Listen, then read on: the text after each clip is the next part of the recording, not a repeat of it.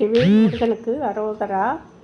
பத்தித் திருமுகம் ஆறுடன் பன்னிரு தோள்களுமாய் தித்தித் திருக்கும் அமுது கண்டேன் செயன் மாண்டடங்க புத்தி கமலத்து உருகி பெருகி புவனமெற்றி தத்திக் கரைபுரலும் பரமானந்த சாகரத்தே. தேவர்கள் திருப்பார்கடலை கடைந்து அமிர்தத்தை கண்டார்கள்.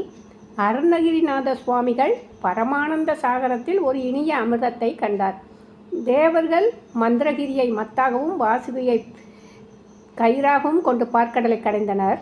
அருணகிரிநாதர் ஞானம் என்ற மத்தை கொண்டு பக்தி என்ற கயிற்றை கொண்டும் பரமானந்த சாகரத்தை கடைந்தார். இந்த அமிர்தம் உண்டால் மாத்திரம் இனிப்பது அந்த தேவர்கள் கடைந்த அமுதம். நம்ம அருணகிரிநாத பெருமான் அந்த அமுதம் காணுந்தோறும் பேசுந்தோறும் கேட்குந்தோறும் உவட்டா இன்பத்தை ஊற்றெடுக்கச் செய்து அனைத்து எலும்புகளும் நெக ஆனந்தத்தை விளைவிப்பது. இத்தகைய தித்திப்பை கண்டவர்களுக்கு கரும்பும் துவர்க்கும் செந்தேனும் பொலிக்கும்.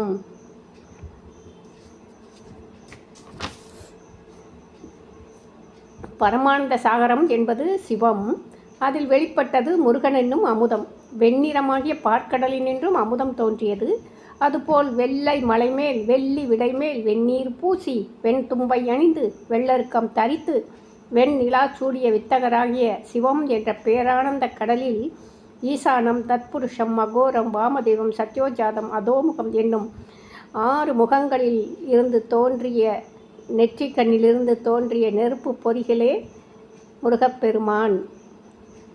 அந்த முருகப்பெருமான் எங்கும் வியாபகமாக உள்ள பரமானந்த கடல். வெற்றிவேல் முருகனுக்கு அரோகரா. அதில் தான் இவர் கந்தர் அனுபூதியில் பாடுவார். சாகாதனையே சரணங்களிலே காகா நமனர் கழகம் செய்யுநாள் வாகா முருகா மயில் வாகனனே யோகா சிவஞான உபதேசிகனே அப்படின்னு பாடுவார்.